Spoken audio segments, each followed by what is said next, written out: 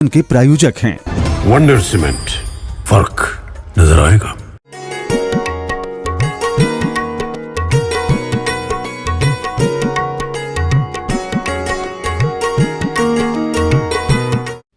सिद्धाणं नमो आयर्याणं नमो वज्रायाणं नमो लोई सभ्यसाहूणम्।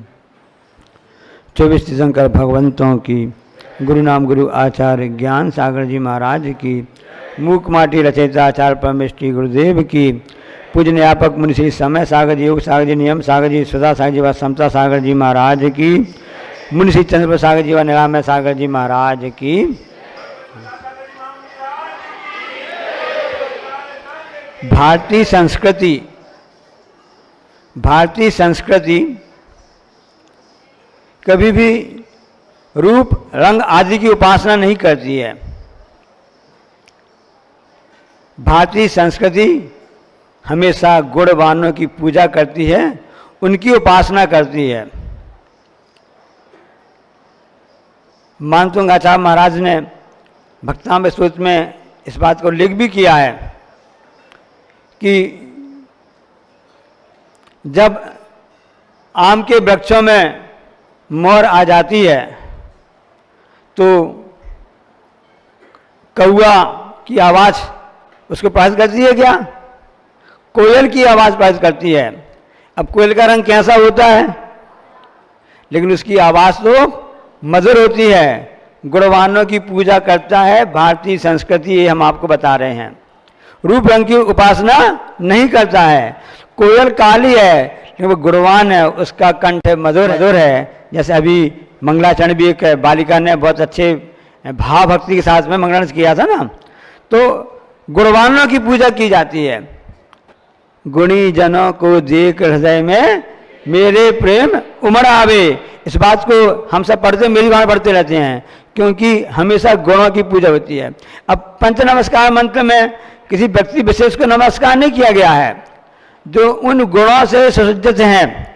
मूल गुणों जैसे बोलते हैं ना, अनंत परमेष्टि, सिद्ध परमेष्टि, उपाध्याय परमेष्टि, आचार्य परमेष्टि, साधु परमेष्टि, पांचों परमेष्टि ना, तो इन गुणों से जब पूजित हैं तो गुणों की पूजा, पद की पूजा की जाती है। पद में जब जो व्यक्ति आसीन हो जाता है अपने आप उसकी पूजा होने लगती है।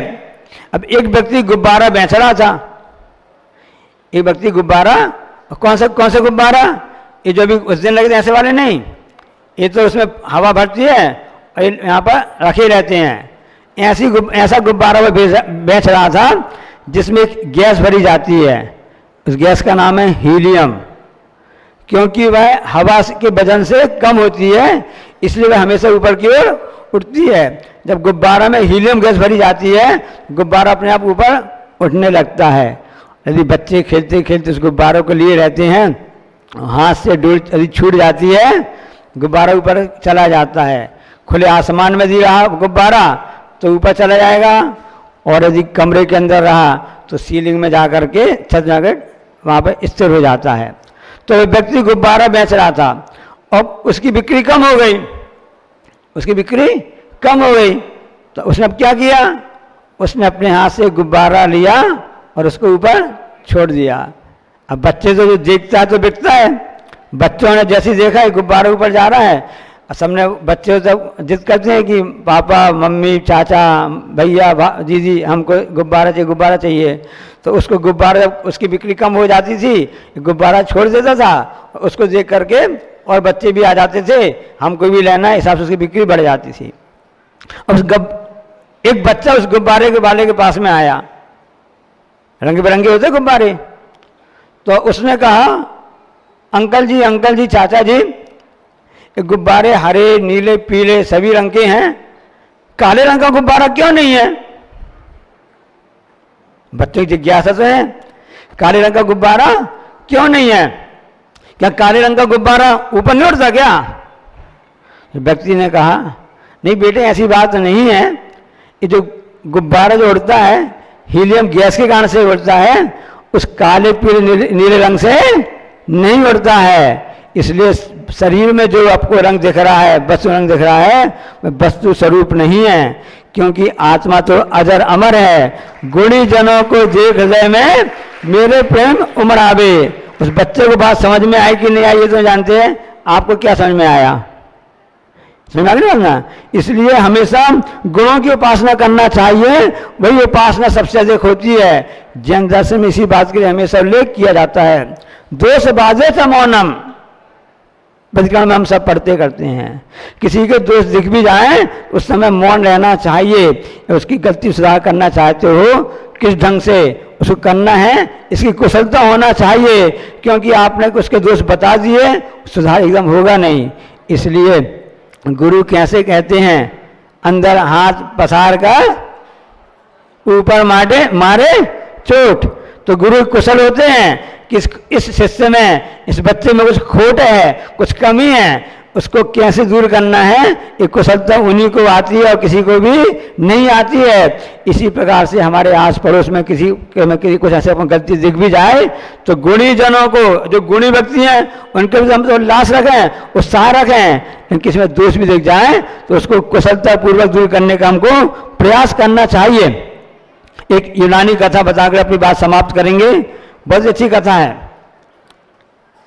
यूनानी कथा है। एक देवी का मंदिर था और किसी को देवी वगैरह आ जाती हैं, हिसाब से कुछ वहाँ देवी रहती हैं, सिद्ध हो जाती है ना। तो सभी लोग उनके पास जा रहे थे और समस्या पूछ रहे थे, इस मेरी समस्या का हल क्या होगा, इसका समाधान कैसे होगा, आगे कैसे होगा, क्या होगा, ये सब की बातें पूछ रहे थे। क्या नाम उसका नाम? सुकरात है।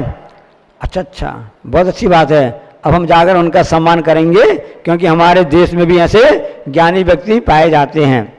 तो कुछ व्यक्ति समाज के, गांव के विशिष्ट हैं, सम्मान करने के लिए उनके पास में गए, हार वगैरह माला लेकर के, सम्मान पत्र लेकर के, कि अब हमारे यहाँ पे तो ज्ञानी व्यक्ति हैं, उनका हम सम्मान करना चाहते हैं। तो उनके पास जब गए तो उनसे कहा कि भाई देवी जी ने ऐसा कहा है कि सबसे ज्ञानी व्यक्ति आप हैं, हम आपका सम्मान करना चाहते हैं। तो सुकरात ने क्या उत्तर दिया कि भाई ऐसा है, सुनो तो आप, कि गलती हो जाती है, हो सकता देवी जी ने गलती से हमारा नाम ले दिया हो, ज्ञानी व्यक्ति और कोई होगा, ज्ञानी व्यक्ति तो और कोई होगा। मैं तो ज्ञान के पाने की पिपासी में लगा रहता हूँ, मैं संसार में सबसे बड़ा अज्ञानी हूँ। किसने कहा कि मैं ज्ञानी हूँ? उनसे गलती हो गई, हो सकता है भूल हो गई होगी, है ना। इसलिए भाई आप लोग गलत जगह आ गए हो, रॉन्ग नंबर बोलते ना, क्या है, गलत नंबर लग गया आपका, इसलिए आप तो वापस जाइए, क्योंकि मैं सबसे बड़ा अज्ञानी हूँ। ये बात अलग है कि मैं ज्ञान पाने की लालसा पिपासा में हमेशा लगा रहता हूँ, मैं ज्ञानी कैसे कहलाऊंगा। चलो वापस गए, उनको विश्वास है कि देवी झूठ बोल नहीं सकती है, देवी सही बोल रही होगी। उन्होंने कहा देवी आपने जो कहा, आपकी बात मानकर वहाँ पर गए थे, वहाँ सुकरात जी मिल गए थे, उनसे ऐसा हमने कहा, तो उन्होंने कहा कि मैं सबसे बड़ा अज्ञानी हूँ, ऐसा उन्होंने कहा है। अब समझ में नहीं आ रही है कि आपकी बात सही है कि सुकरात जी की बात सही है। तो उन्होंने क्या उत्तर दिया कि देवी ने क्या उत्तर दिया, यही तो ज्ञानी की सबसे बड़ी पहचान है, वह कभी भी अहंकार नहीं करता है।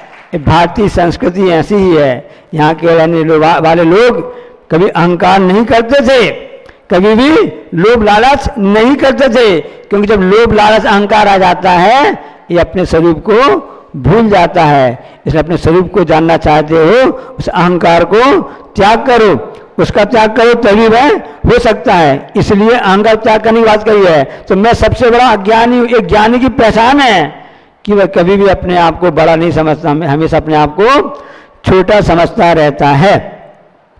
एक बात याद आ गई, बच्चे से पूछा गया, बच्चे से बात के लिए कहा गया कि अज्ञान की बात कर रहे हो, आप कर रहे हो, तो उन्हें प्रश्न किया, हमने आपको बताया था कि इस संसार में केंद्र बिंदु कहां पर है विश्व का? तो उस बच्चे ने कहा मैं बता सकता हूं। कौन सा केंद्र बिंदु? पूरे संसार का, विश्व का केंद्र बिंदु कहां पर है बताओ। तो सब कौन बताएगा, किसने देखा कहां पर पूरे विश्व का बिंदु कहां पर है? उस बच्चे ने क्या कहा, इस हाथ के यहां पर है, इस हाथ के यहां मध्य बिंदु में। कैसे कह सकते हो? उसने कहा आपको विश्वास नहीं है, आप यहाँ से उत्तर दिशा की ओर नाप लीजिए, जितना दूरी आएगी उतनी दूरी यहाँ से दक्षिण की है, इतनी दूरी उत्तर की है, पूरब की है, और इतनी दूरी कैसे कह रहे हो, हमको विश्वास नहीं होता। आपको विश्वास नहीं है तो आप नाप सकते हो। यही विश्वास जो होता है, यही ज्ञानी की सबसे बड़ी पहचान होती है। जिसे अपने आप में विश्वास होता है वही सच्चा ज्ञानी है। इसी को सम्यक दर्शन कहा गया है। कल एक घटना घटी, बहुत अच्छी भारत के इतिहास के लिए घटना घटी थी ना, तो मैं कुछ भारत की बात बताता हूँ, आपने सुना भी होगा ना। हम आपसे पूछना चाहते हैं कि अपने भारत देश में सबसे पहले रेलगाड़ी कब आई थी? 1853 में बम्बई और थाने के बीच में सबसे पहले रेलगाड़ी आई थी। हवाई जहाज कब आई थी भारत देश से सबसे पहले? 1911 में आई थी। ये प्रसंग इसलिए बता रहे हैं, कल के प्रसंग से जोड़ के बता रहे हैं। इलाहाबाद में सबसे पहले हवाई जहाज एरोप्लेन है ना 1911 में भारत में आई थी। और कंप्यूटर जिसको आप बोलते हैं ना, संगणक हिंदी में बोलते हैं, सबसे पहले कंप्यूटर भारत में आया था वो 1952 में, 1952 में कलकत्ता में आया था। और टीवी खूब देखते हैं आप लोग, टीवी कब आई थी सबसे पहले भारत में? 1959, 5 में 59, 1959 में दिल्ली में सबसे पहले टीवी आई थी। और जो सबसे ज़्यादा वो मोबाइल उपयोग कर रहे हो, भारत में सबसे पहले मोबाइल का जो आया था 1995, 95 में आया था, जुलाई के महीने में 31 जुलाई में कलकत्ता में सबसे पहले यहाँ पर आया था। उसी प्रसंग में भारत ने इस समय, भारत देश ने, कल क्या हुआ था भारत देश के इतिहास में? हाँ, तो भारत देश में सबसे पहले 2023 में यह घटना घटी थी। क्योंकि विज्ञान भी आगे उन्नत में है। ध्यान रख लेना, विज्ञान जब तक उन्नति कर रहा है, जहाँ से विज्ञान समाप्त, जहाँ पर विज्ञान जाकर समाप्त हो जाता है, वहाँ से धर्म की और भेद विज्ञान की बातें चालू होती हैं। हमारे आचार्य महाराजों ने, जो गणधर मुनि महाराजों ने तीर्थंकर की ध्वनि सुनी, उससे हमको जो बातें बताई हैं वो भेद विज्ञान की बात बताई हैं। उसके विज्ञान तो सभी बहुत पीछे दूर है। विज्ञान तो खोज में लगा हुआ है, अच्छी बात है। आवश्यकता आविष्कार की जननी होती है ना, अच्छी बात है। लेकिन उसके बाद भी तो एक ऐसी अपनी आत्मा होती है जिसका कोई रूप भी नहीं होता है, रस भी नहीं होता, गंध भी नहीं होता है। ऐसे अर्श अरूपी वह आत्म तत्व होता है। इसलिए उसमें कौन से गुण होते हैं? गुण तो विद्यमान है, उन गुणों को प्रकट करने वाली बात है। इसलिए गुणी जनों को देख हृदय में मेरे प्रेम उमड़ आवे। तो ज्ञानी सच्चा कौन है, इसकी परिभाषा समझ ली, कोयल की बात समझ ली। और गुब्बारा कोई भी रंग का हो, उसमें हल्की गैस बस भरी हो, अपने आप वो उड़ जाता है। इसलिए जो ज्ञानी व्यक्ति होता है, जो गुणी व्यक्ति होता है, हल्का होने का प्रयास करता है। क्योंकि जो हल्का होता है वही ऊपर गुब्बारे की तरह पहुंचता है। इस संसार जिसे विश्व कहते हैं, इसमें एक इंद्री, द्विंद्री, त्रिंद्री, चौरिंद्री और पंचेंद्री जीव रहते हैं। जब पंचेंद्री जीव की बात आती है तो उसमें दो प्रकार के देखते हैं।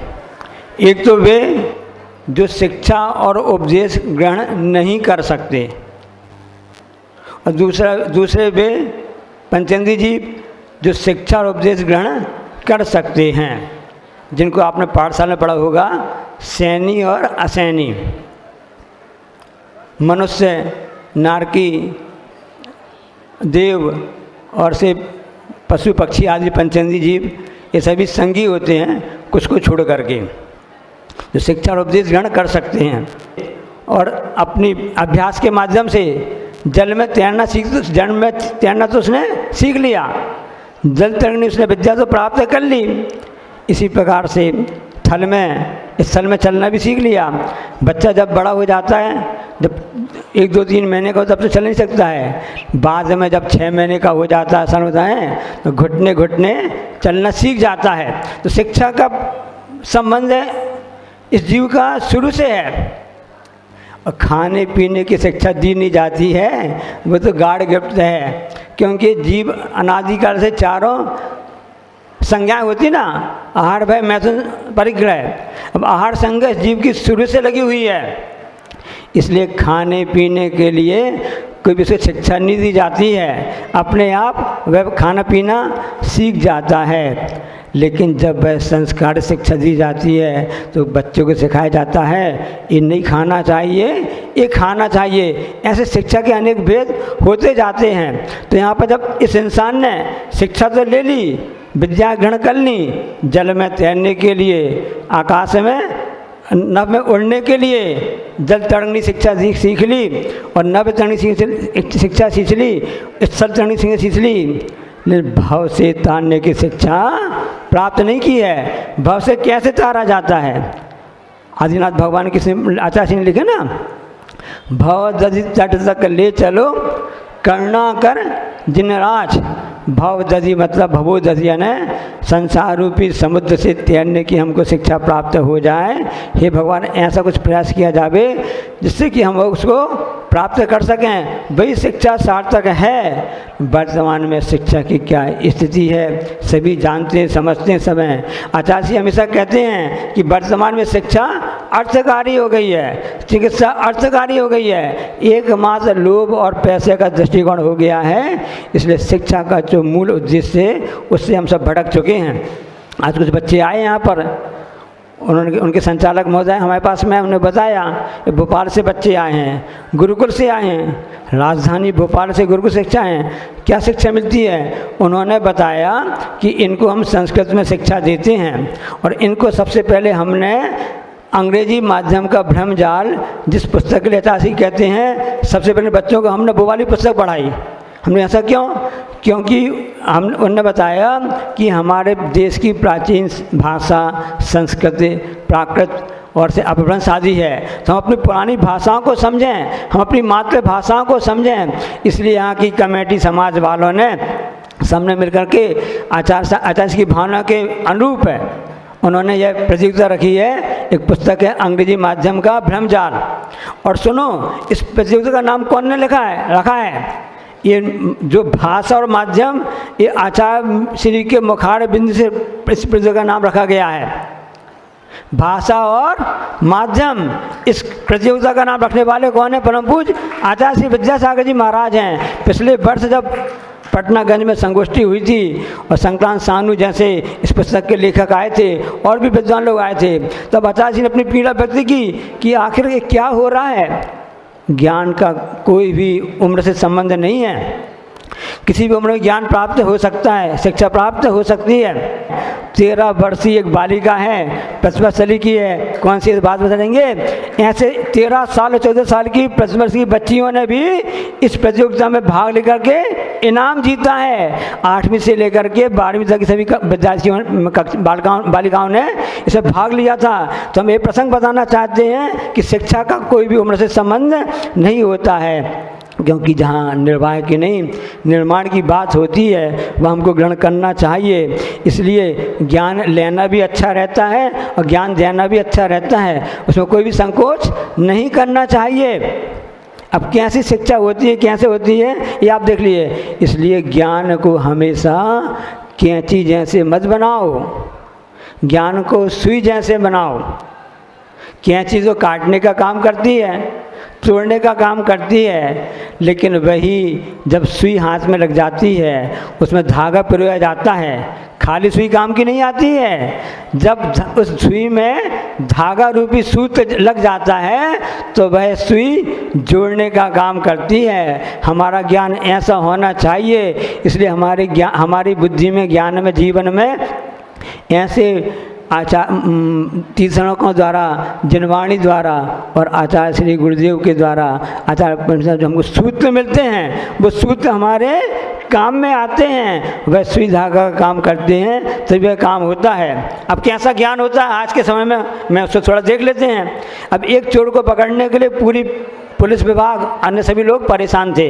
बहुत सात्विक दिमाग का चोर था वो, दिमाग का ज्ञान की बात है। ज्ञान का सदुपयोग करोगे तो भव से तारने का काम करेगा और ज्ञान का दुरुपयोग करोगे तो वह संसार सागर में घुमाने का काम करेगा। इसलिए ज्ञान को पाप कार्यों में नहीं, पुण्य कार्य में लगाओ। अब ज्ञान उसको कैसा हो गया, दिमाग था, साथ था, उसने दिमाग लगा लिया कैसे कैसे चोरी की जाती है। पुलिस परेशान, जितने भी प्रशासनिक लोग परेशान, सभी लोग परेशान, किसी तरह से अपराध कम हो जाए, ये चोर पकड़ में आ जाए। अब उस चोर ने कहा, और संयोग से वो चोर अपने बच के निकल जाता था।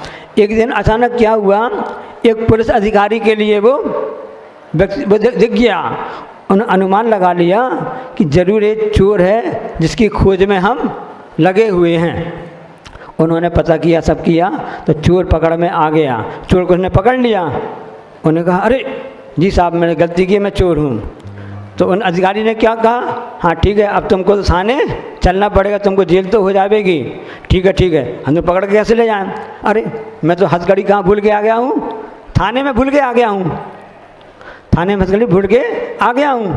तो चोर कहता है, साहब आप परेशान नहीं होइए, मैं थाने चला जाता हूँ, वहाँ से हथकड़ी ले करके आ जाता हूँ, फिर आप हमको बांध देना। तो वो कहता है, हाँ बड़ा होशियार समझता है, मुझको बेवकूफ़ समझता है। तुम जाओगे वहाँ थाने में हथकड़ी लेने के लिए तो वहीं से भाग जाओगे। रुको, तुम यहीं पर रुको, मैं जाता हूँ थाना हथकड़ी लेने के लिए, तुम भाग नहीं सकते हो। हमारा ज्ञान ऐसा कार्य कर रहा है, इसलिए ज्ञान को कैंची मत बनाओ, ज्ञान को सूत्र धागा सुई जैसे बनाओ ताकि हम उसका सदुपयोग कर सके हैं। नमः श्री वर्धमानाय निधूत कलिलात्मने सालों का नाम तिलों का नाम यद विद्या दर्पणाय थे। दर्पण कौन सा? 3 प्रकार के दर्पण होते हैं, बचपन में आपने पढ़ा होगा। एक समतल दर्पण होता है, एक है अवतल दर्पण होता है, और एक उत्तल दर्पण होता है। समतल दर्पण की विशेषता यह है कि जैसी वस्तु है उसको वैसा ही झलकाता है, उसमें अपनी तरफ से कुछ भी हेर फेर नहीं करता, कुछ भी मिलावट नहीं करता है। तो ये उत्तल दर्पण होते हैं ऊपर उठा हुआ, और एक होता है अवतल दर्पण नीचे हुआ। आप प्रदर्शनी गए होंगे, एग्जीबिशन देख रहे हो ना, तो वहाँ हंसी खुशी का एक ठिकाना, एक खजाना होता है, वहाँ पर सब पर दर्पण लगे रहते हैं, समतल दर्पण छोड़ करके। कि उस दर्पण में कभी मोटे दिखते हैं, कभी पतले दिखते हैं, कभी लंबे दिखते हैं, कभी छोटे दिखते हैं, कभी उसी में इकट्ठे कई प्रकार के 50 इकट्ठे छोटे छोटे दर्पण लगे रहते हैं, इकट्ठे ऐसे दिखने चालू जाते हैं। सब लोग गाड़ी चलाते हैं ना, गाड़ी, प्रत्येक गाड़ी 4 व्हीलर 2 व्हीलर भी रहते हैं ना, सब में दर्पण लगा रहता है। समतल दर्पण नहीं रहता है, क्योंकि उसमें हमको सामने नहीं देखना है, पीछे कौन आ रहा है, कितनी दूरी पर है, वो दिखाने वाला जो गाड़ी में ड्राइवर सीट के बाजू में लगा रहता है, वो समतल दर्पण नहीं रहता है। वो जिसको इंग्लिश में आप बोलते हैं ना, उत्तल दर्पण और अवतल दर्पण, कान के वो कॉन्वेक्स है ना। तो वो दर्पण की बात नहीं चल रही है, क्योंकि दर्पण वो जैसा रहता है वैसा नहीं दिखाता है। समतल दर्पण जैसा है वैसा ही वह ज्ञान होता है, वैसे ही झलकता दिखाता है, उसकी विशेषता है। दर्पण कैसे बनता है? कांच रहता है, उसके पीछे कुछ पॉलिश कर दी जाती है, रेडियम ऑक्साइड या कुछ पारे वगैरह की, तो एक सतह उसकी चमकदार हो जाती है, तो दूसरी सतह से वह दिखने लगता है। ऐसा वह ज्ञान है, वह ऐसी विद्या है, विद्या अर्थात केवल ज्ञान, जिसके ज्ञान रूप दर्पण में स्पष्ट झलकते सभी पदार्थ आदि यंत्र से रहित सांसिप परम क्षण मुझको वह आप। जिसके ज्ञान रूपी दर्पण में, हे भगवान आपका वह विद्या है, कैसी है, कैसा ज्ञान है? केवल ज्ञान, जिसको हम जानते बोलते हैं ना, केवल ज्ञान की विशेषता है कि वह दर्पण के समान में है, जिसमें जैसा जो सामने वस्तु दिखती है वैसा ही झलकता है। इसलिए दर्पण का दूसरा नाम आदर्श भी है, क्योंकि दर्पण में जैसा वैसे ही दिखता है, ऐसा नहीं कि उसमें बदल जाता है। फेसबुक की बात अलग है कि फेसबुक में और अन्य चीज़ों में जो आजकल मोबाइल चलने लगे हैं, उसमें चेहरे में 56 टिकलियाँ भी हों और उसमें नहीं दिखता है। समझ, जिसे चेचक के दाग बोलते हैं ना, शीशा के दाग होते हैं, दर्पण में वैसे ही झलकेगा, कुछ भी अपने मन से फेरबदल उसमें नहीं करता है। इसी प्रकार से प्रभु आपका केवल ज्ञान की विशेषता है, दर्पण के समान है। एक बात आई दर्पण के लिए, पति पत्नी दोनों ने कहा ऐसा करते हैं, आज शादी की सालगिरह है, शादी की सालगिरह है, तो क्या करना चाहिए, ऐसा करते हैं कुछ नया कार्य करना चाहिए। ठीक है, कैसे क्या करना पड़ेगा, आपका काम हम करेंगे, हमारा काम आप करना है। तो जो महाशय जी थे वो सर्विस करते थे, तो ठीक है हम सर्विस के लिए, उन्होंने बोला महिला में हम सर्विस के लिए हम आपके ऑफिस चले जाते हैं। अब घर का काम मैं करती थी, तो आज घर का काम आपको करना पड़ेगा। अच्छा बात, ठीक है। इस हिसाब से उस दिन उन्होंने कहा नए ढंग से हम अपना ही मनाएंगे। अब जो महिला थी वो तो चली गई ऑफिस, और जितने भी अन्य कर्मचारी थे उन सबसे पूछ करके कैसा काम क्या करना है उस हिसाब से करते रहे। पुरुष के लिए पूछा गया तो लोगों ने बताया वो दिन भर आईना देखता रहा, दिन भर आईना देखता रहा। दर्पण का दूसरा नाम क्या है, आईना है। कल परसों की बात बता रहे हैं, एक छोटा सा बच्चा आया, हमने कहा महाराज जी नमोस्तु, हम आ गए। अच्छा, हमने कही दादा दादी नहीं आए, तो उसने क्या जवाब दिया हम आपको बताएं, हम दादू कहाँ हैं, दादू घर पे हैं, दादू घर पे हैं। मैंने पूछा क्या कर रहे हैं, उसने कहा मेकअप। अब 2.5 साल का बच्चा जान रहा है कैसे कर रहा है। यहाँ पर जो जिनका केवल ज्ञान दर्पण के समान हो गया है, मेकअप में दर्पण की आवश्यकता पड़ती है, जरूरत पड़ती है ना, तो यहाँ पर केवल ज्ञान धर्म समान हो गया है, तो यहाँ पर मेकअप नहीं मेक इन करना है। जो व्यक्ति, जो साधक मेक इन करता है, अपने अंदर को वह बना लेता है, उसी का ज्ञान केवल ज्ञान के समान, दर्पण के समान हो जाता है। हम इसलिए आपको बता रहे हैं, जब भी आप दर्पण उपयोग करते हैं, स्वाभाविक करते हैं, सभी लोग करते हैं, हमेशा ये ध्यान रखो कि आगम में जो बात बताई थी, महाराज जी ने बताई थी कि जो दर्पण नहीं देख रही, ऐसा दर्पण जो है केवल ज्ञान के समान है। तो आपका देखो उस समय आप सौंदर्य प्रसन्न कार्य भी कर रहे होंगे, तब भी आपका धर्म ध्यान हो जाएगा कि आप दर्पण के माध्यम से केवल ज्ञान को याद कर लेंगे, उसके धारण करने वाले केवल ज्ञानी को भी हम याद कर सकते हैं। आचार्य जी ने उस दिन आप सबने सुना था, बंधन से मुक्ति, बंधन से मुक्ति। यहाँ तक आचार्य ने बताया कि शरीर क्या है, जेल है। हम सब दुनिया को जेल समझते हैं, जो जेल जिसमें कैदी उसे जेल समझते हैं, सब परिग्रह जेल समझते हैं। शरीर भी परिग्रह है, ये भी जेल है। इसलिए बंधन से मुक्ति चाहते हो तो केवल ज्ञान को प्राप्त करना पड़ेगा, आवश्यक है, क्योंकि उसके बिना तो मुक्ति हो ही नहीं सकती है। उस समय तो जीवन मुक्ति होती है, बाद में सिद्धावस्था में कर्म मुक्ति होती है। तो जीवन से मुक्ति चाहते हो तो दर्पण का उपयोग करो, अपने ज्ञान को दर्पणबद्ध बनाने का प्रयास करो। जब भी आप दर्पण देखो, ऐसे केवल ज्ञान को, केवल ज्ञानी को याद करते रहो। धन्य वे मुनिराज जो कि हमेशा इस भावना से लगे रहते हैं। स्वाध्याय चल रहा भी अच्छा महाराज जी के मुखारबिंद से दोपहर में अनगार भावना का प्रकरण चल रहा है, उसमें बताया गया है कि वे मुनिराज कैसे रहते हैं। हमेशा उनका एक ही लक्ष्य रहता है कि ये शरीर मेरा नहीं है, ये शरीर तो जेल के समान है, इसमें जो है अनंत आत्मा जो भटकती आई है, अनंत समय से भटकती आई है, ऐसी एकत्र विभक्त शुद्ध आत्मा इसमें विराजमान है। कर्मों से जकड़ी हुई है, कर्म के बंधन में जकड़ी हुई है, उससे हमको मुक्ति प्राप्त करना है। तभी है हमारा यह जीवन हमारा दर्पण वो हो सकता है। दर्पण को किसी चिंता नहीं रहती है। दर्पण और दीपक एक समान है, दर्पण और दीपक एक समान है, उनको किसी से डर नहीं रहता है। दीपक को दर्पण डर लगता है तो आंधियों से लगता है, और दर्पण को डर लगता है तो पत्थर से लगता है। दर्पण को डर लगता तो पत्थर से लगता है। वास्तव में देखा जाए तो दर्पण का अपना कुछ भी नहीं है। ऐसा जी हमारी बुद्धि ज्ञान इस ढंग से जाए कि हम ज्ञाता दृष्टा जैसे रूप में बने रहते हैं, ऐसे बने रहें। संसार में जो भी हो रहा है सब अपना स्वयं का परिणमन हो रहा है। 7 तत्व जीव, अजीव, आश्रय, बंध, संबंध, मुक्त तत्व, इन 7 तत्व हो गए। और छह द्रव्य होते हैं, जीव, पुद्गल, धर्म, अधर्म, आकाश और काल। तो प्रत्येक द्रव्य का अपना परिणाम स्वयं चलता रहता है। मैं उसको करता हूँ, मैं उसका भोगता हूँ, मैं स्वामी हूँ, ये जो विचारधारा हमारे मन में आ जाती है हमको आकुल व्याकुल कर देती है और हमको हमारे ज्ञान को दर्पणवत नहीं बना पाती है। एक अच्छा प्रसंग आपको हम सुना रहे हैं, बता रहे हैं ना कि हिंदी की बात चल रही थी। अभी संचालक मंडल बताया कि आचार्य श्री के मुखारबिंद से प्रतियोगिता का नाम निकला है भाषा और माध्यम, अंग्रेजी माध्यम का भ्रमजाल। तो एक बिंदी ये भी बताया गया कि हिंदी भारत के माथे की बिंदी, ये भी बताया गया ना। देखो एक बिंदी क्या काम करती है, एक बिंदी का इतना महत्व है। आप देखो, हम आपको ध्यान का चाहते हैं। कद, आपका कद कैसा है, आपकी ऊंचाई, हाइट, इसको कद बोलते हैं। एक बिंदी लग जाती क्या बन जाता है?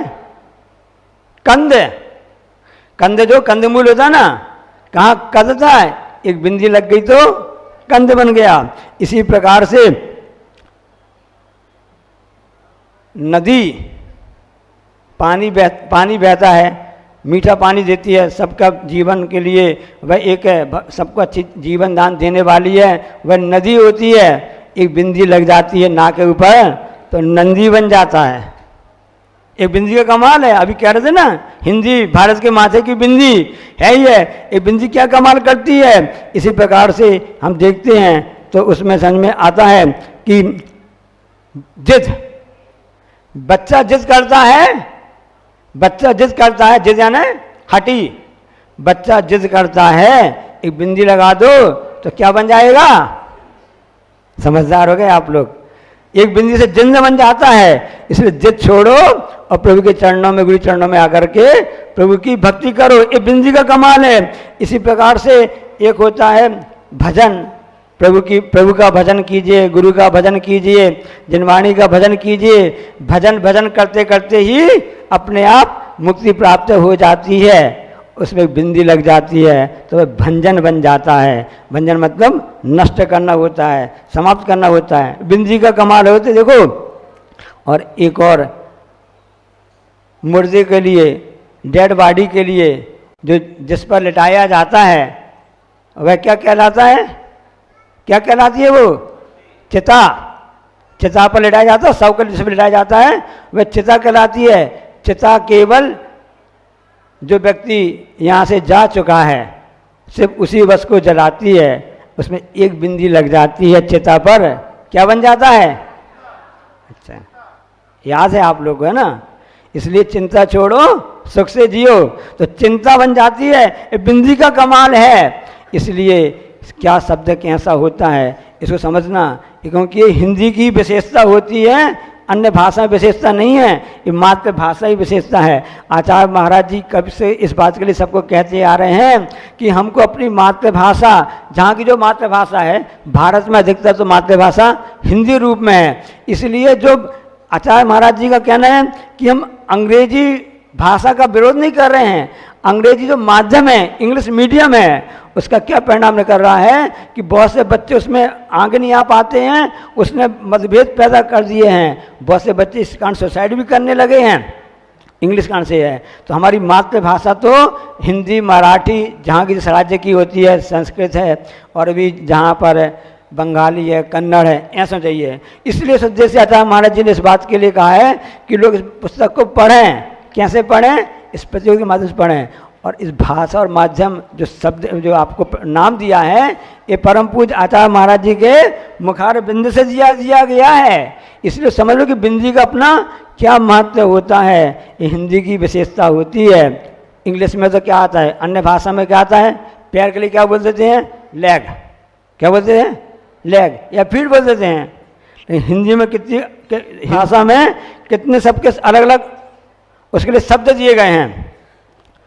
उन्हीं पैरों को जब छूते हैं तो उसके लिए पैर नहीं बोलते, चरण बोलते हैं।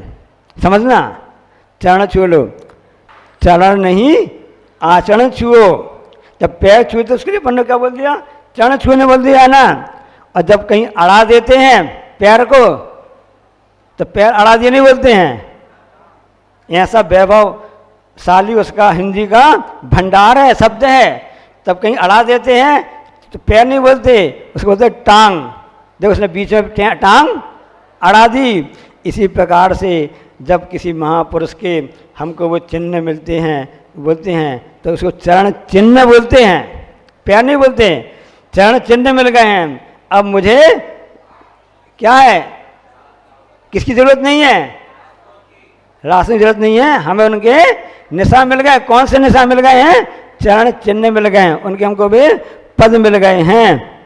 और यदि वह पैर पर जब हम खुद की कुल्हाड़ी लग जाती है ना, तो पाँव में कुल्हाड़ी लग गई नहीं बोला जाता है। अपने पैर में खुद क्यों कुल्हाड़ी मारते हो, अर्थात अपना हित क्यों कर रहे हो? पैर में लगती है जब कुल्हाड़ी, जब लगती है टांग में या चरण में, तो उसको पैर बोलते हैं कि अपने पैर में कुल्हाड़ी क्यों मारे हो, क्यों कर रहे हो। और जब किसी अच्छे कार्य के लिए हम अपने पैर बढ़ा देते हैं, आगे बढ़ते हैं, तो हम क्या कहते हैं? बहुत अच्छी बात है, आपने अपना कदम बढ़ा दिया। वहाँ तो एक ही शब्द है, leg leg leg leg leg. यहाँ पर तो हर चीज़ के लिए अलग अलग शब्द हैं। और वही जब कोई बीमारी पड़ जाती है, कोई अचानक घटना देखने में आ जाती है, घबरा जाते हैं, तो क्या कहने लगते भैया? हमारे तो पाँव फूलने लगे। फूलने, पैर फूलने नहीं बोला जाता है, उसे क्या शब्द बोला जाता है? पाँव फूलने लगे। ऐसे हिंदी की विशेषता होती है। तो मैं ये बता रहा था कि वे मुनिराज केवल ज्ञानी, जो केवल ज्ञानी जिनको ज्ञान प्राप्त हो गया है, जिनका ज्ञान दर्पण के समान है, और जिनके उस चिंतन में हमेशा मुनिराज लगे रहते हैं। मुनिराज ध्यान में बैठे हुए थे। एक कथानक बता दे रहे हैं आपके लिए, पद्म पुराण का बता रहे हैं, बहुत ही अच्छा कथानक है। और उन महाराज का नाम प्रीतिवर्धन था। क्या नाम था? प्रीतिवर्धन महाराज साहब। अब वहाँ पर शिकार खेलने कोई व्यक्ति आया, वहाँ का जो राजा था ना, शिकार खेलने के लिए, राजा का नाम भी हम आपको बता देंगे। उसने देखा ये कौन बैठा है, उन्होंने बोला आप क्या करते हो? तो उन्होंने कहा भैया मैं तो अपने आत्मकल्याण करता हूँ। कैसे किया जाता है?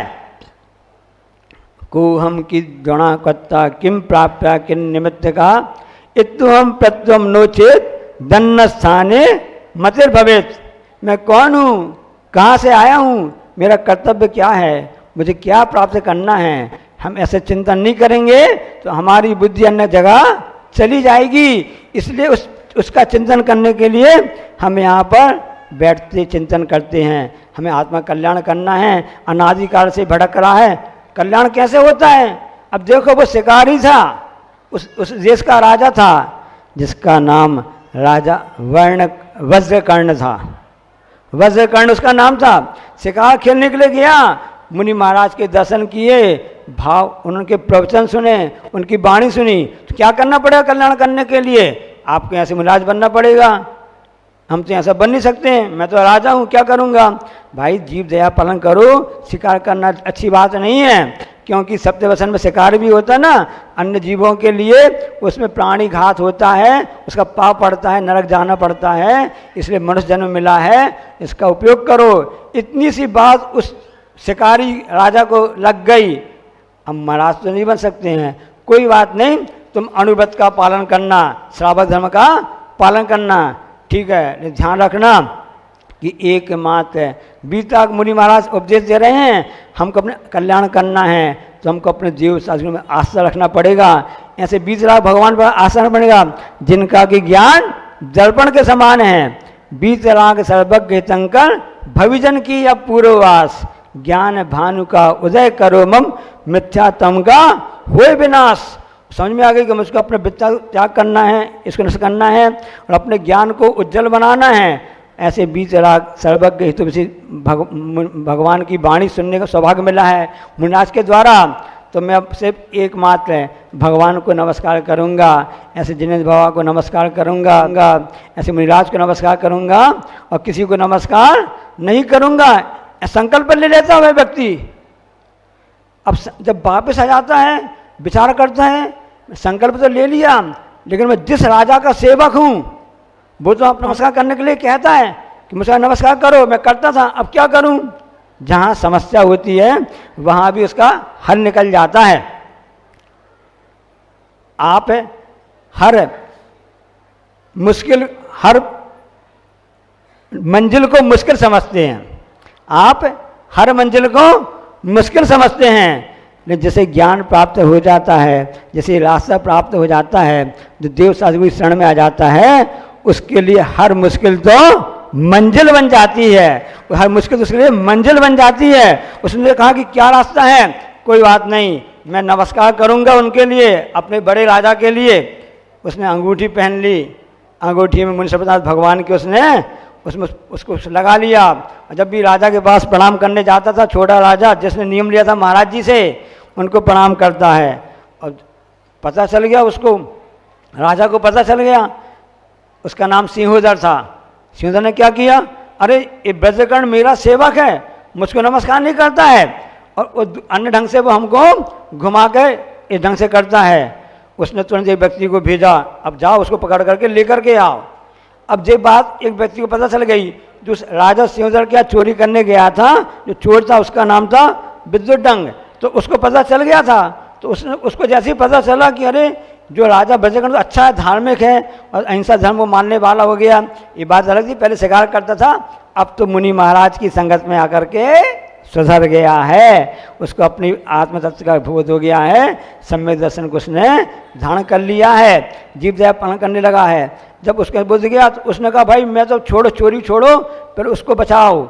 उसने जाके बोला उस राजा ब्रजकर्ण से कि भैया ऐसी ऐसी बात है और तुमको मारने के लिए पकड़े हुए व्यक्ति आ रहा है। तो व्यक्ति, उस राजा ने कहा कि कुछ भी हो जाए मैं नमस्कार नहीं करूँगा, और अपने थोड़ी बहुत सामग्री को लेकर के, रानी को लेकर के एक दूर किला में जा कर के चला गया।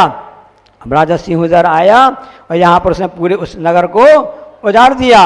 देखो धर्म की कैसे रक्षा होती है, मैं आपको बताना चाहता हूँ। अब यहाँ पर राजा कर्ण तो अपने हिसाब से एक प्रकार से उस किले के अंदर रहता था, भगवान का नाम लेता था, और यहाँ पर राजा सिंहोदर गुस्सा होता रहता था कि इसने मेरी बात नहीं मानी है, मेरी आज्ञा नहीं मानी है। उसी समय राम लक्ष्मण का वहाँ से वनवास समय वहाँ से निकलना हुआ, पूरा उजड़ा हुआ दिख रहा था शहर। किसने उजाड़ दिया, पता लगाया, एक व्यक्ति वहाँ पर मिला, बड़ी मुश्किल से उसमें देखा, उससे पूछा, उसने पूरी बात बताई। यहाँ का राजा ब्रजकर्ण था, बहुत धार्मिक था और अहिंसा धर्म को मानने वाला था, लेकिन उसका जो बड़ा राजा सिंहोदर था, उस उज्जैनी की बात है सब, उसको करके उसने उसके करके ले गया। जा करके उससे युद्ध किया, सिंहोदर से युद्ध किया, पकड़ कर लेकर के उसमें आए रामचंद्र जी के पास में और कहा कि इसने ऐसा ऐसा किया है, इसको दंड दो। उसको भी बुला लिया, राजा ब्रजकर्ण को भी बुला लिया, वो भी आ गया, सब हो गया। तो समय राजा ब्रजकर्ण ने कहा नहीं, मैं अहिंसक प्रेमी हूँ, अहिंसा को पालन करता हूँ, ये हमारे बड़े राजा हैं, मेरा संकल्प है, इसलिए मैं नमस्कार नहीं करता था, लेकिन इनको क्या दंड दिया जावे, ब्रजकर्ण से पूछा गया राजा सिंहोदर के लिए। तो राजा ब्रजकर्ण ने कहा इनको आप छोड़ दीजिए, इनको इनका राज्य वापस दे दीजिए, मैं तो ऐसे ही सुखी हूँ। तभी निर्णय हुआ कि पूरा, फिर उसके भी हृदय बदल गया सिंहोदर का। उस राजा सिंहोदर ने कहा राजा ब्रजकर्ण बहुत धार्मिक है, मेरे छोटे भाई के समान है, इसलिए आधा राजपाट इसके लिए दिया जाता है, आधा राजपाट मैं उसका उपयोग करूँगा।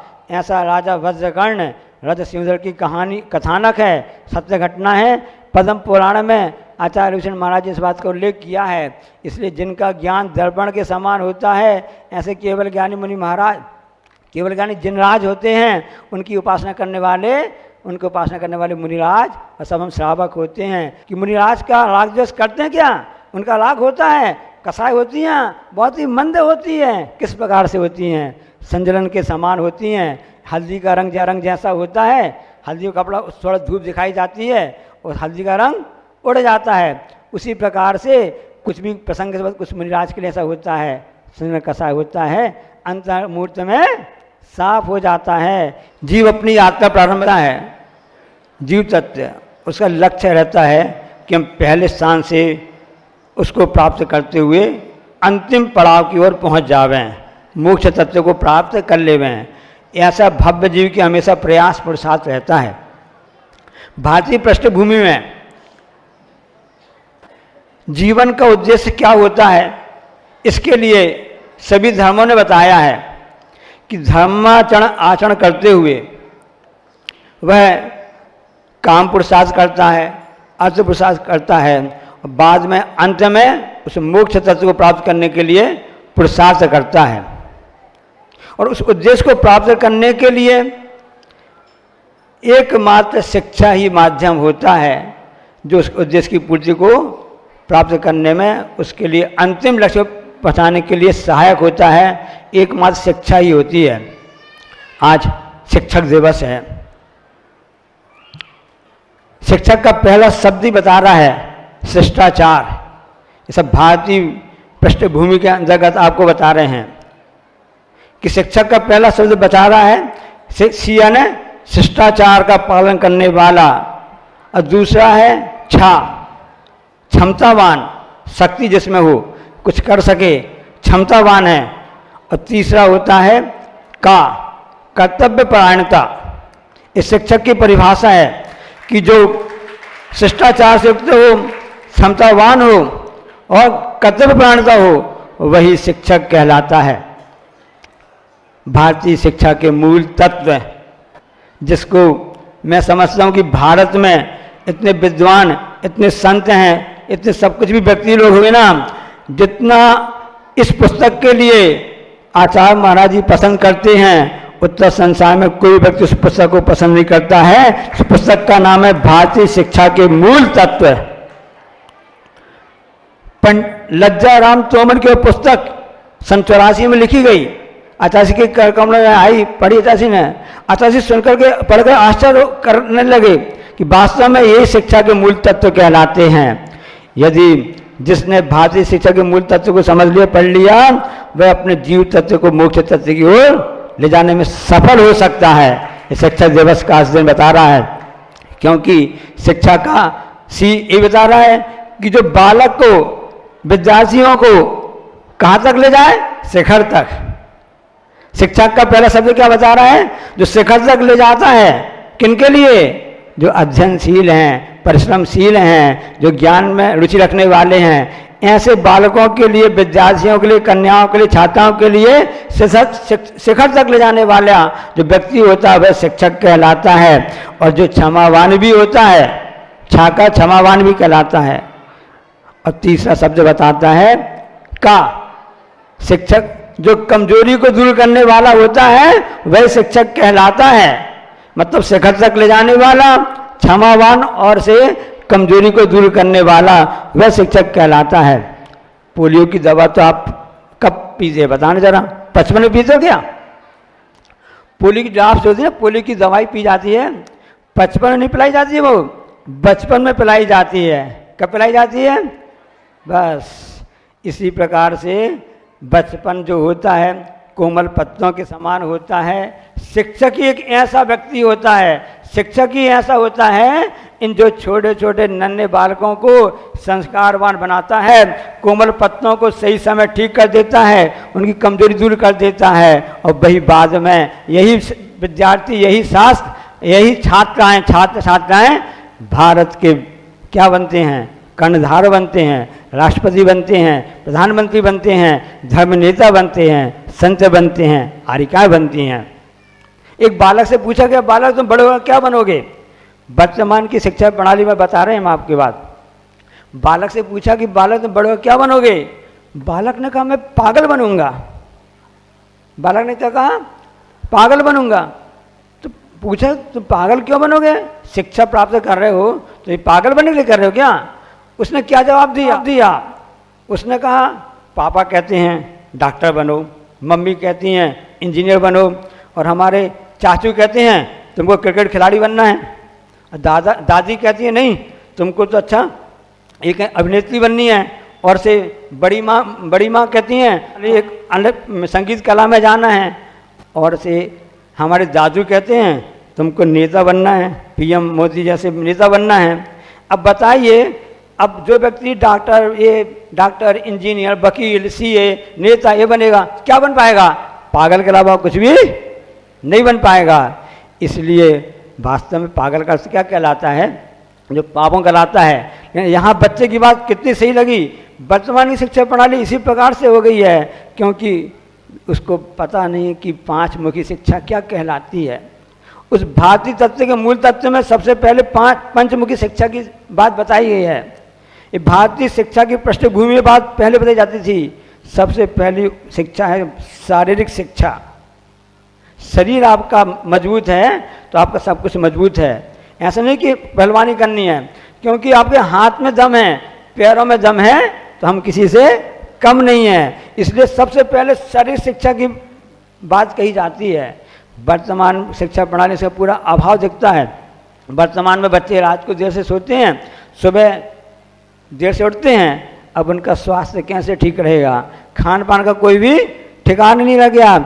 इसलिए पहले शरीर शिक्षा की बात कही जाती है। जो बच्चा खेल के मैदान में कबड्डी फुटबॉल खेलते हुए मजबूत होता है, उसका शारीरिक विकास के साथ साथ में मानसिक विकास भी होता है, उसमें साहस और शौर्य आ जाते हैं। इसलिए आचार्य महाराज जी ने इस बात कही, जो परिश्रम करना चाहता है, जो परिश्रम को उसको पहले करना चाहता है, उसकी शिक्षा पहले दो। जब शरीर मजबूत होगा तो अपने आप है, साउंड बॉडी में ही साउंड मन, क्या बोलते हैं ना, कहा गया ना, तो साउंड बॉडी होनी चाहिए। पहली शिक्षा शरीर शिक्षा कहलाती है और दूसरी शिक्षा कहलाती है व्यवसायिक शिक्षा है, ताकि वह कुछ परिश्रम करके कुछ धन का उपार्जन कर सके, वैसे समझ सके। वर्तमान की शिक्षा आचार्य जी कहते हैं कि शिक्षा ऐसी होनी चाहिए जो प्रायोगिक हो, प्रैक्टिकली हो। वो कुछ विद्वान लोग शिक्षा प्राप्त कर लिए, नाव में बैठे हुए थे और नाविक से कहा चलो भाई मुझको वहाँ पर छोड़ दो। नदी में नाव थी, उस विद्वान लोग बैठ गए। उस नाविक जो खेलने वाला नाविक था ना, उसे पूछे क्यों बच्चे तुमने शिक्षा कहाँ तक प्राप्त की है, कहाँ तक पढ़े हो, कुछ पढ़े हो क्या? नहीं मैं तो कुछ नहीं पढ़ा, मैं तो अपने बस काम करता हूँ और लोगों को इस नदी पार से उस पार ले जाता हूँ, अपनी आजीविका करता हूँ, मैं खानदानी पेशा है। तुम कुछ भी पढ़े लिखे नहीं हो, तुम्हारी तो अब चौथाई जिंदगी बेकार चली गई, चौथाई जिंदगी तो बेकार चली गई। फिर अच्छा कुछ जानते नहीं जानते हो, इतिहास को जानते हो? बताओ महावीर स्वामी का जन्म कहाँ पर हुआ था? हम वो नहीं जानते, हम इतिहास वगैरह कुछ नहीं जानते। तो तुम्हारी तो आधी जिंदगी बेकार हो गई, तुम्हारी आधी जिंदगी बेकार हो गई, तुम कुछ भी नहीं जानते हो। अच्छा भूगोल जानते हो? क्या कहलाते हैं?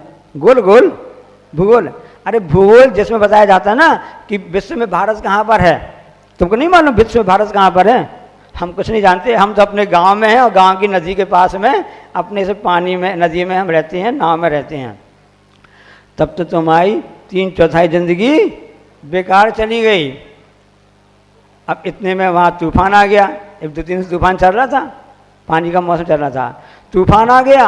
अब तूफान आ गया तो बच्चे ने बोला, सब जितने विद्वान पढ़े लिखे लोग वहाँ से नाव में बैठे थे, कि दादाजी, पापा जी, बाबू जी, आप लोग तैरना जानते हो क्या? सामने बड़ा तूफान आ रहा है। अरे हम कुछ नहीं जानते, कुछ नहीं जानते तैरना वगैरह। तो बच्चा कहता है अब तो तूफान आने वाला है और नदी में बचने की संभावना नहीं है, नाव पलटने वाली है, तुम लोग कुछ नहीं जानते हो, तैरना जानते हो? नहीं तैरना नहीं जानते, सब जानते हैं।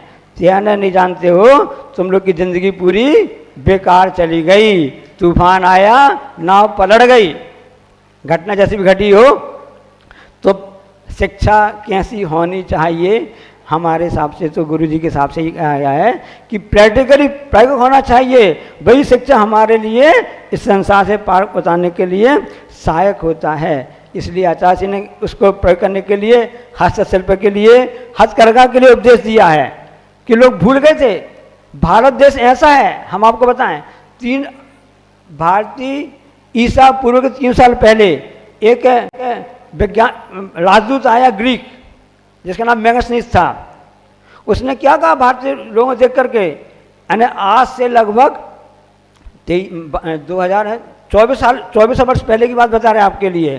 तब जब वह ग्रीक का वह आया, राजदूत आया, मेगास्थनीज आया नाम, उसने क्या कहा कि भारतीयों को झूठ बोलने का अपराध कभी नहीं लगा।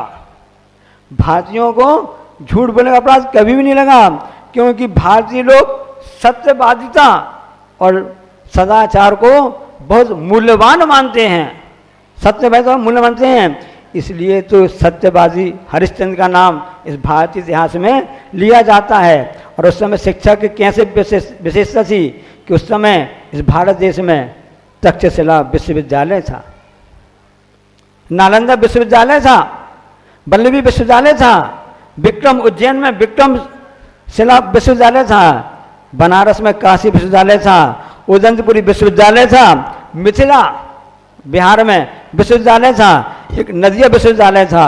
और आज के उस समय की बात कुछ ज़्यादा पुरानी बात नहीं है। 18वीं शताब्दी में भारत की क्या स्थिति थी, अकेले बंगाल में 80,000 विद्यालय पाठशाला थी। कितनी? 80,000 केवल बंगाल में थी, जिसको टोल कहा जाता था। और पूरी शिक्षा पूरी दी जाती थी, उच्च शिक्षा दी जाती थी। आज जिनका जन्मदिन है डॉक्टर राधा कृष्णन, उन्होंने कौन सी अच्छी बात कही है कि मानता हूँ मैं कि जो विज्ञान की शिक्षा है, जो टेक्नोलॉजी है, इसके द्वारा देश का आर्थिक विकास तो होना चाहिए। ये देश के आर्थिक विकास के लिए तो बहुत ही आवश्यक है। लेकिन जहाँ पर विज्ञान और टेक्नोलॉजी, जिसको आप क्या बोलते हो, टेक्नोलॉजी कहलाती है ना, इनको यदि आपका जीवन का आधार बना लिया आपने, इनको यदि अपने जीवन का आधार बना लिया, तो आपका यह जीवन जो जाएगा, ऐसे रहने वाले राज्य लोग राक्षस राज्य कहा जाएगा, राक्षस राज्य आ जाएगा। इसलिए राक्षस राज्य से बचने के लिए एक उपाय है कि हमारी पंचमुखी शिक्षा होनी चाहिए। और शिक्षा दूसरी हो गई, तीसरी उसका होती है कि वह मानसिक शिक्षा होनी चाहिए।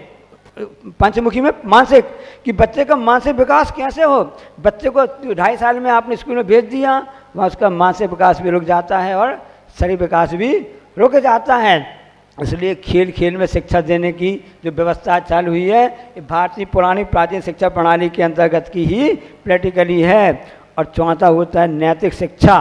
नैतिक शिक्षा जो हो पंचमुखी में, कि बच्चों को नैतिकता का ज्ञान होना चाहिए। वर्तमान बच्चे शिक्षा तो बहुत प्राप्त कर रहे हैं, हृदय से शून्य हो गए हैं, उनमें भावनात्मक कुछ भी दृष्टिकोण नहीं रहा है। इसलिए शिक्षा चाहिए। और अंतिम शिक्षा के पंचमुखी होती है, वह कहलाती है कि आध्यात्मिक शिक्षा होना चाहिए। ये भारतीय शिक्षा प्रणाली के अंतर्गत जाती है। सब देशों में अन्य शिक्षाएँ दी जाती हैं, भारत एक ऐसा देश है जहाँ की अंतिम में आध्यात्मिक शिक्षा की प्रणाली बताई जाने की परंपरा शुरू से रही है कि अपने जीव तत्व को मोक्ष तत्व की ओर कैसे ले जावे, कैसे प्राप्त करें, यही भारतीय शिक्षा के मूल तत्व हैं, यही सब कुछ है। इसलिए जो कान से सुना हमने उसमें हम भूल जाते हैं। भारतीय शिक्षा की विशेषता क्या है, हम कान से सुनते हैं ना, उसको भूल जाते हैं, और आँख से हम जो देखते हैं वो याद ही नहीं रहता है। आँख से हम जो देखते वो याद ही नहीं रहता है, लेकिन हाथों से हम कुछ करते हैं तो हम उससे कुछ सीख जाते हैं। इसलिए भारतीय शिक्षा सिखाने की बात बताती है।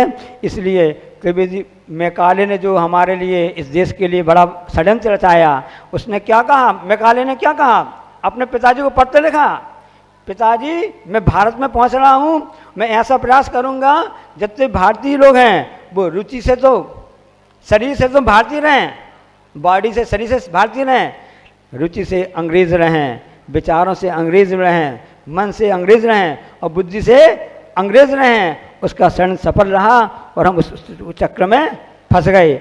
आज वक्त है, आज समय है शिक्षा दिवस में ही कहना चाहता हूँ कि इस भारतीय शिक्षा प्रणाली को पुनः जागृत करें और जो हमारी प्राचीन परंपरा रही है, ऋषि मुनियों की परंपरा रही है, जीव तत्व से मुक्त तत्व को प्राप्त करने के लिए ऐसे तत्व को प्राप्त करें, तभी हमारा यह सब सार्थक होगा। कस्तूरी रंगन जो कि बहुत बड़े वैज्ञानिक हैं, इसरो से यहाँ पर आए थे, 70 की बात है। उस समय उनसे पूछे आप यहाँ पर क्यों आए दर्शन करने के लिए, उसने क्या जवाब दिया, उन्होंने उनको बनाया गया भारतीय शिक्षा जो है ना, जो सिलेबस का, उसका अध्यक्ष बनाया गया। उस समय तत्कालीन राष्ट्रपति कोविंद जी थे। उनसे पूछा कि मैं इसके विषय में किसके पास जाऊं जो हमको सही रास्ता दिखा सके, तो कोविंद जी ने कहा था छत्तीसगढ़ में डोंगरगढ़ चंद्रगिरी है, वहाँ पर दिगंबर एक संत विद्यासागर महाराज जी विराजमान हैं, उनसे जाओ, उनके पास चढ़ो, पूछो, उनसे मार्गदर्शन लो। वो यहाँ पर आए, सबको मालूम नहीं मालूम, कस्तूरी रंगनाथन, यहाँ फोटो भी लगी हुई है। और उस समय उन्होंने आचार्य से मार्गदर्शन प्राप्त किया और शिक्षा के मूल तत्व में उन्होंने उस बात को जाके लागू करने का निवेदन किया, प्रण किया। आपको विश्वास है कि जो आचार्य हमारी सोच लेते हैं, जो कह देते हैं, वह समय पर पूरा होता है। और बोलो अहिंसा परमो धर्म। नित्य नवीन मंगल प्रवचन के प्रायोजक थे वंडर सीमेंट, फर्क नजर आएगा।